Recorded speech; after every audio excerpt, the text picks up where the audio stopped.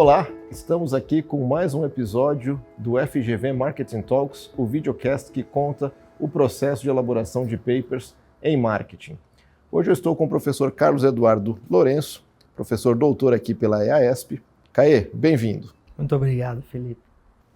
Muito bom, Caê. Nós vamos falar sobre o seu artigo que foi publicado no Sustainable Production and Consumption, em coautoria com o Gustavo Porpino, Cecília Araújo, a Luciana Marques Vieira e a Daniele Matzenbacher. O nome do paper é We Need to Talk About Infrequent High Volume Household Food Waste, a Theory of Planned Behavior Perspective. Caê, conta um pouco o que esse paper traz para a gente. Legal. Bom, foi muito legal participar desse projeto, porque eu e o Gustavo, nós começamos o doutorado juntos, né? Então, o Gustavo Porpino é um funcionário da Embrapa, que começou a fazer, a gente entrou exatamente no mesmo ano, em 2012, e ao longo, né, da nossa trajetória do doutorado e depois, já quando tínhamos defendidos, a gente começou a fazer alguns projetos juntos, principalmente focado em desperdício alimentar, que era um tópico que eu tinha bastante apreço, achava com um apelo interessante, né? E aí surgiu a oportunidade da gente buscar um financiamento externo ao Brasil, que ajudou a gente a coletar desperdício alimentar em quase 2.000 domicílios brasileiros, 1.800, quase 1.800 domicílios no Brasil. E além da gente tirar uma foto inicial, a gente conseguiu fazer um acompanhamento por algumas semanas da trajetória de desperdício alimentar, um diário, né, de desperdício alimentar, que foram completados por quase 700 pessoas, umas 680, se eu me lembro bem de cabeça, quase isso, que conseguiram fazer reportes diários durante basicamente uns 15 dias, e a gente só usou dias da semana, né? E uma coisa muito interessante foi que o assunto, na época, não tinha tanta evidência, vamos dizer assim, quando a gente começou esse projeto, quanto tem hoje, né? Hoje, desperdício alimentar está aí muito ligado às iniciativas ESG, aos ODS, né? Então, acabou ganhando maior prominência. Mas foi um projeto muito legal, porque a gente trabalhou com o Instituto de Pesquisa, né? Então, a gente teve bastante projeção nos dados e na coletividade de fazer esse projeto junto. Então tem um pioneirismo aí no assunto, né, que hoje é um assunto com mais volume de pesquisa e conhecimento. É verdade. Na época, inclusive, a gente usou Journal, né?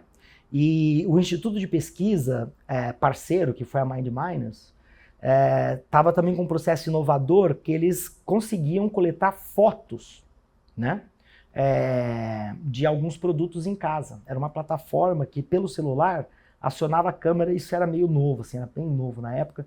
Então, a gente conseguiu que essas pessoas que se voluntariaram para responder durante as 2 semanas, elas tirassem foto do desperdício alimentar.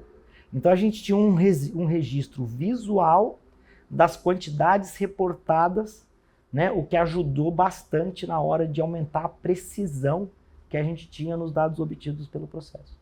Uma triangulação ali. Uma triangulação, basicamente. A gente pegava os dados do diário, né, que elas reportavam volumes, a gente tinha uma tabela de referência, que era o que era usado na época, e aí a gente conseguia fazer uma validação com a foto.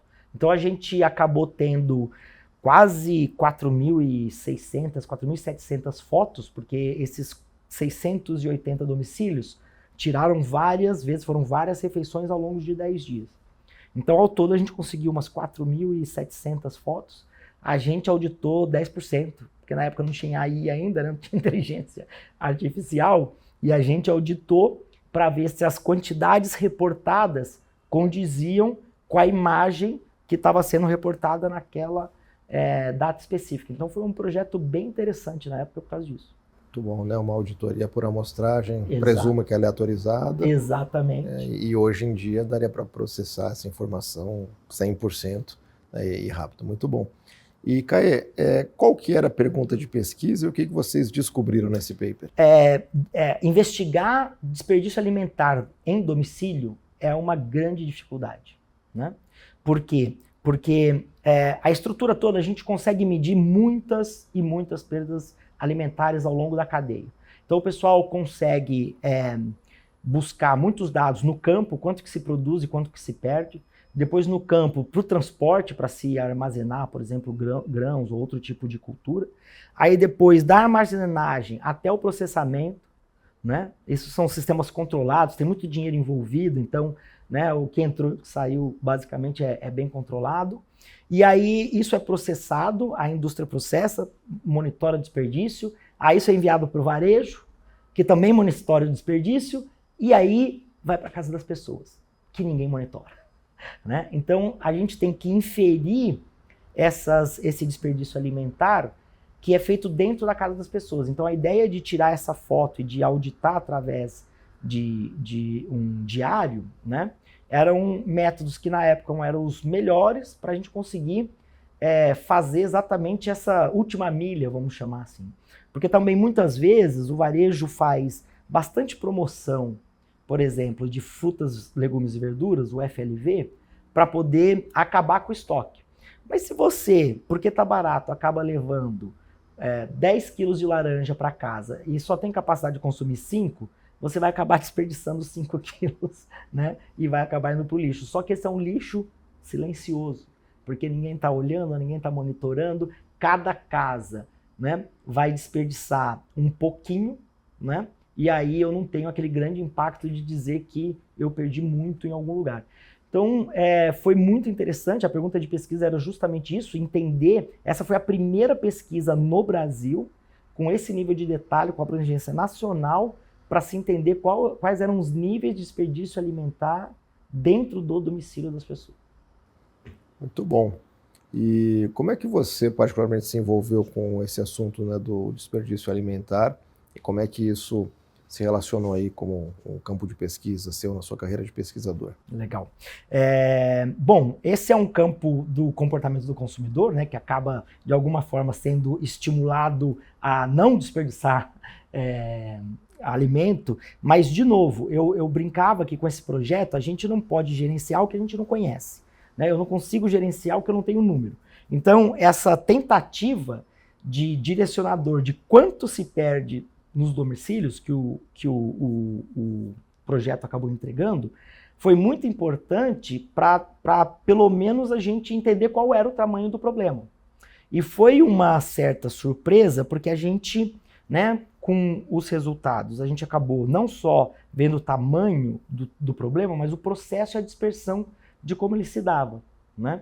Então, por exemplo, eu acabei me envolvendo com o tema, como você perguntou, porque, de novo, o Gustavo Porpino, a gente tinha feito o projeto junto, ele precisava de alguém de análise quantitativa, né, que fizesse bem essa articulação com os institutos de pesquisa, então eu acabei ajudando bastante nesse processo, e era um tema que eu gostava muito, um comportamento do consumidor menos aberto, né? Ele, em casa, se a gente desperdiçar alimento, ninguém está olhando, diferente de um shopping, então tinha componentes nesse conjunto de trabalho que eu me interessei bastante.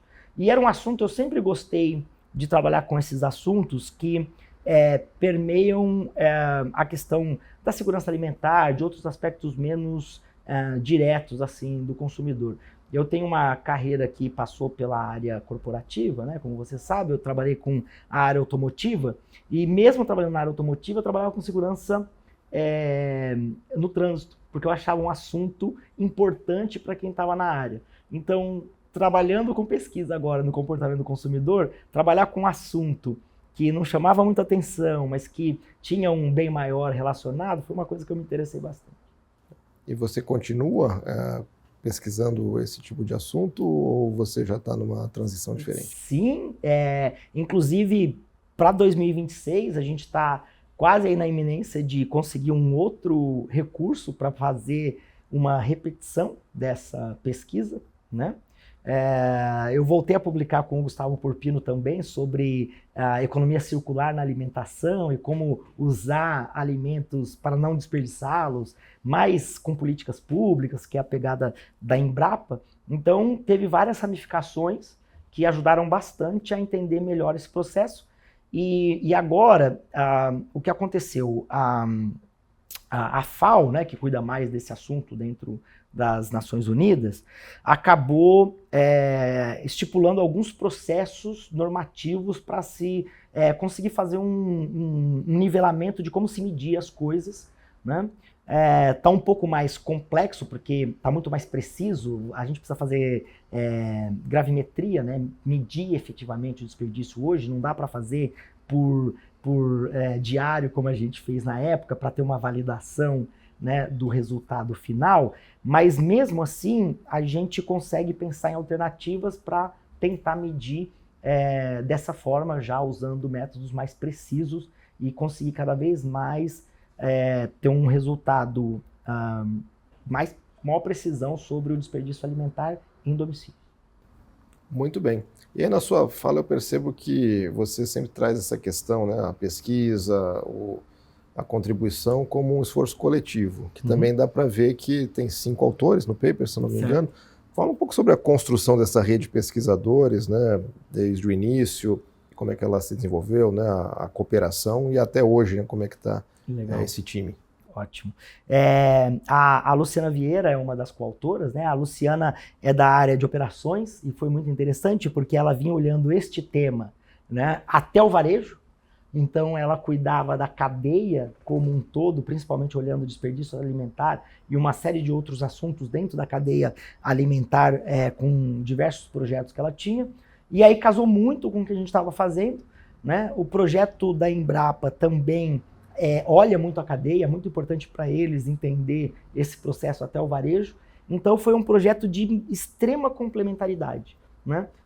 Com parceiros da área de operações olhando esse processo com bastante expertise em como medir desperdício, como fazer, até o varejo, mas do varejo dentro das casas, né, a gente acabou atuando em conjunto. Então foi muito bem articulado por todos os autores, a Dani e também a Cecília, que ajudaram a entender não só na construção teórica do processo, né, por que a gente acaba desperdiçando alimento, mas também na contribuição coletiva. Então, eu diria que foi muito bem dividido entre os autores, assim, né? E teve também, eu acho que esse paper, ele trouxe muitos resultados, quando esse time foi avaliar os dados, ele trouxe muitos resultados novos, né? Não só a quantidade do desperdício alimentar no Brasil, talvez esse tenha sido o primeiro esforço de se metrificar. Se eu me lembro bem de cabeça, acho que a gente reportou 140 gramas por pessoa de desperdício no Brasil e tal, mas o mais importante era a dispersão de como o desperdício acontece. A gente tem uma ideia de que o desperdício acontece em maior intensidade em grandes volumes, né? Mas o que essa pesquisa mostrou é que o grande volume de desperdício acontece em pequenas quantidades. Então não é você jogar fora 2 quilos de comida que acabou vencendo na sua casa, que você não percebeu, e vai jogar fora lá aquela comida que venceu, um leite esquecido na geladeira que azedou e tem quase 1 quilo de comida ali, 1 litro de leite, né? E você acabou jogando fora. O que a gente percebeu é que as pequenas quantidades que se somavam, né, num grande volume e que dava grande quantidade de desperdício. Então isso foi uma surpresa que a gente achou no resultado do paper e foi muito legal, porque a gente tinha uma ideia que seria justamente diferente, né, esse processo. Talvez a gente tivesse uma distribuição um pouco mais normalizada, ela foi uma log normal, então muito desperdício em pouca quantidade e nem tanto desperdício assim em muita quantidade. Isso acabou ajudando no nome do paper, né, que a gente precisa conversar sobre o desperdício infrequente, pouco frequente de alimentos, que é a grande chamada de atenção para o resultado da pesquisa. Acabou sendo o achado, a contribuição e o que fomentou implicações. Exatamente. Eu presumo que essa iniciativa de pesquisa tenha gerado outros artigos também publicados, né, pelo time, né? Isso, o volume, assim, o resultado, né, de achados e pesquisas é grande? Essa pesquisa como um todo, ela também gerou a gente trabalhou com hábitos, né? Então, hábitos que levam ao desperdício, a gente acabou usando, mas ela nunca teve uma publicação internacional, como acabou acontecendo com esse paper, né? A gente trabalhou com survey, né? Um modelo que tem as suas questões de viés, de seletividade, como o method bias, né? O que a gente está sempre olhando aí com cuidado, mas ela também norteou ações. Então, talvez, eu digo que os resultados foram muito práticos, então isso acabou gerando uma série de seminários, né, que a gente apresentava esses hábitos, né, e que as pessoas também gostavam muito de conhecer quais hábitos eram aqueles mais relacionados com o desperdício. Então, foi uma contribuição secundária dos dados da pesquisa também, que foram muito interessantes. Mas isso também é muito valioso na pesquisa em administração, né? Você tem a contribuição ali teórica, publicada em periódicos, mas tem impacto também no grupo de praticantes, na sociedade como um todo. Que, inclusive, o tema de vocês, né, tem implicações gerenciais, tem implicações para consumidores, para políticas públicas. E acho que um ponto que interessa, né, para pesquisadores, né, você mencionou ali a subvenção de financiadores externos, né, ali para o projeto e agora para uma nova fase. E acho que todo pesquisador gostaria de saber, né, como é que é esse processo de conseguir recurso para fazer uma pesquisa robusta, com um bom volume de dados. Então, como é que foi um pouco essa questão aí de obter a subvenção? Legal. O líder dessa parte do projeto foi o Gustavo Porpino, que depois do doutorado voltou para a Embrapa, né? E ele é muito articulado com essa questão do Pacto de Milão, do desperdício como um todo, de como a gente está tentando resolver isso no âmbito de políticas públicas, do consumidor. Então, ele joga em todas as frentes desse processo. Então, ele conseguiu buscar um recurso que estava disponível na União Europeia, no governo da União Europeia, destinado a esse tipo de pesquisa. Então era mais ou menos já direcionado a desperdício alimentar, né? E aí ele acabou conseguindo articular e fazendo um pool de pessoas, né, de pesquisadores que conseguisse agregar todo o conhecimento que precisava para esse projeto. Então eu diria que esse projeto ele é muito transversal, né? Então ele integra muitas áreas. Não é só marketing, não é só operações, não é só varejo, né? Ela tramita o projeto por muitas áreas e eu acho que esse foi o grande, talvez,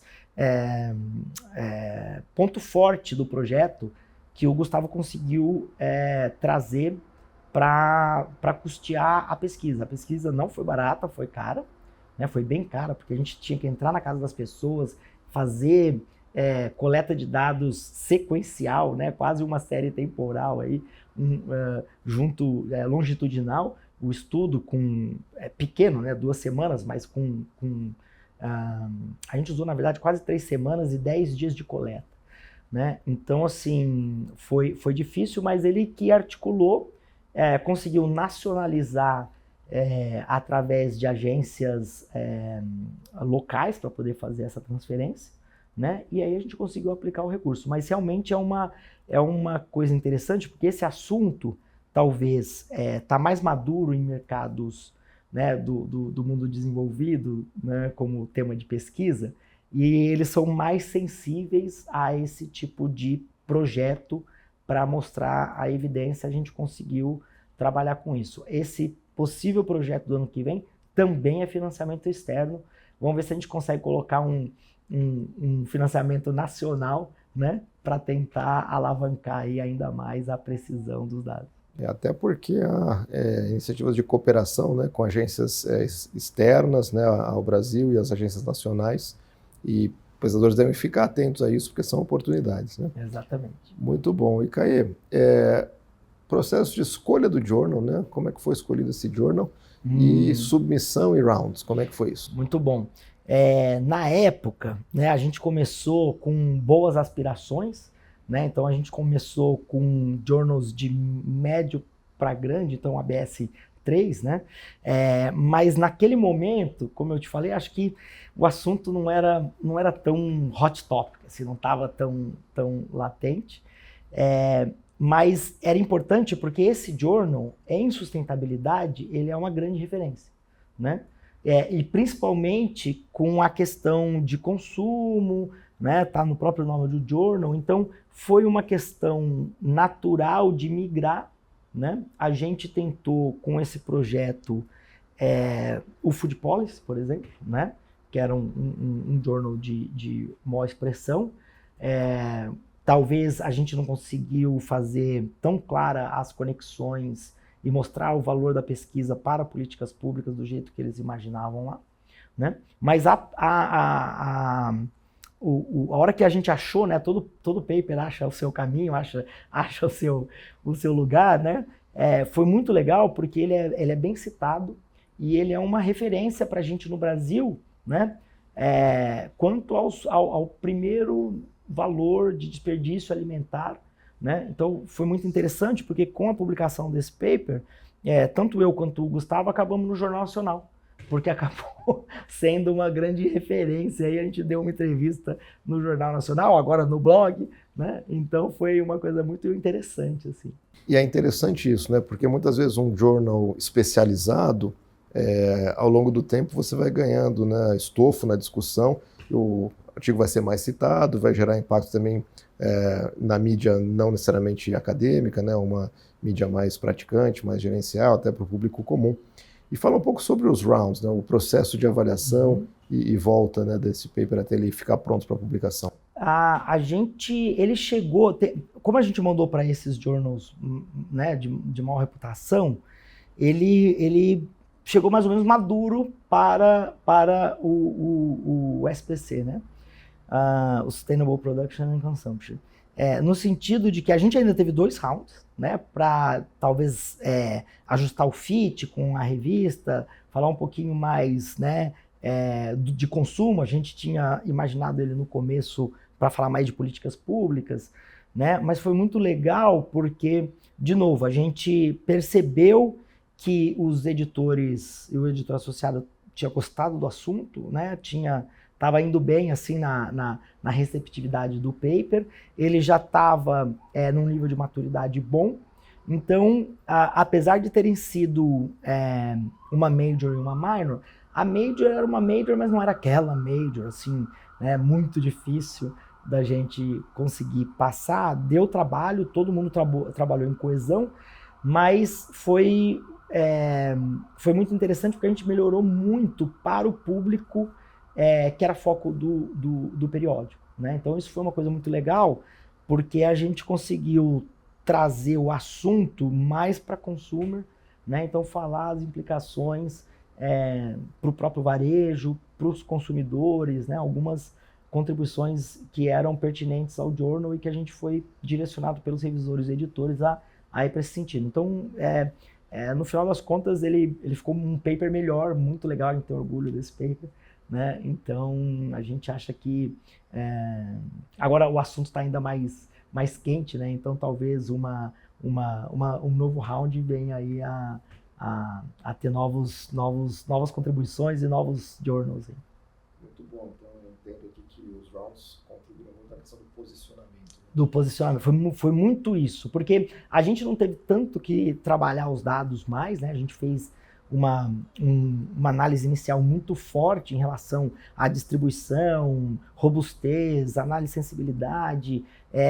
Tinha uma pergunta latente que todo mundo fazia, a Embrapa tinha essa dúvida, os jornalistas tinham essa dúvida de saber se classe social tinha diferença entre níveis de desperdício, ou se regiões do Brasil tinham diferença em nível de desperdício. E apesar dos dados não terem suficiente granulometria para a gente conseguir chegar no nível local, a gente só chegou até o nível regional, então a gente conseguia fazer sul, sudeste, 5 regiões pelo tamanho da amostra, e a gente não achou diferenças entre regiões, e a gente não achou diferenças entre classes sociais. O que, num primeiro momento, gerou uma série de críticas, às vezes, em alguns workshops que nós fizemos, porque tem uma crença muito forte que classe social talvez mais alta desperdiça mais baixo desperdiça menos, mas no nosso estudo, do jeito que a gente conduziu, a gente não achou diferença